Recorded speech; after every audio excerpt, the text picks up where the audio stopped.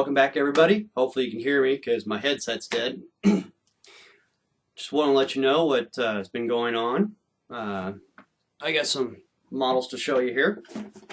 First off, I did the wall of Martyrs. My friend picked it up, did it as a commission piece for him. Show you some pieces here. This is one of the trench pieces. Hopefully you can see that real well. I'm also looking at the computer to make sure it looks all right there at the same time. Trying to go too fast for you. And the interior of it on there. Came out really, really good. He decided to use the browns instead of the greens for the Cadians, the dead bodies. This is the bunker. You can see there.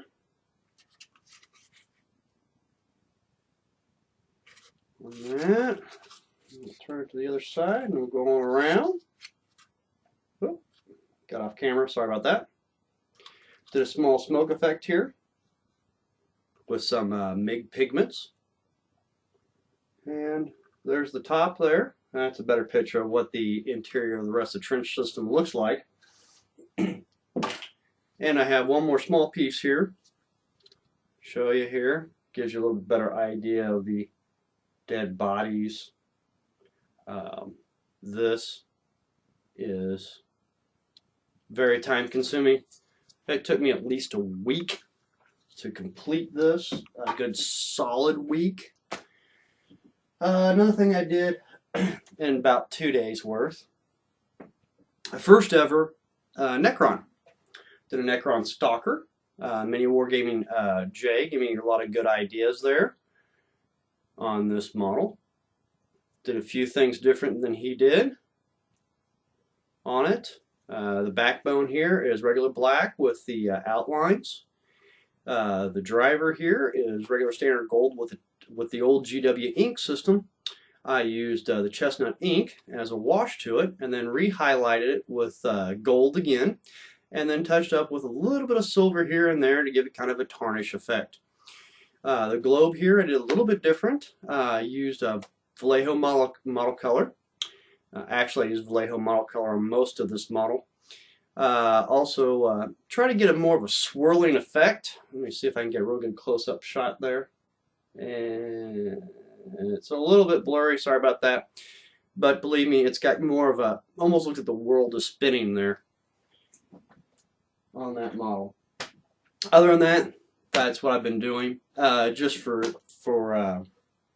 sake of the video, since we're talking about painting and such, some people might be wondering what sort of paints I use. Well, went ahead and got most of the Vallejo model color line. I mean, sorry, that was a game color. Some model color, only because I like the triad type idea. And I generally use the blues for like power weapons and such. And of course, Model Air. Model Air's got a lot more pigment in it. It doesn't give you a glittery effect. Some people like the glittery effect, some people don't. Another old school paint, since we're talking about old school paint, we're going to grab a couple of them here. This is the old Citadel, old school 1980s-ish Citadel dwarf bronze. Still a lot of paint left in it. Still use them. They're great paints. Love it. This, however, is an old Raw Parther or Advanced Dungeons and Dragons flesh color, flesh tone. I use this flesh tone for like a very long time, and it's not even halfway empty. Tells you how much flesh I actually paint. A couple other paints that I do use.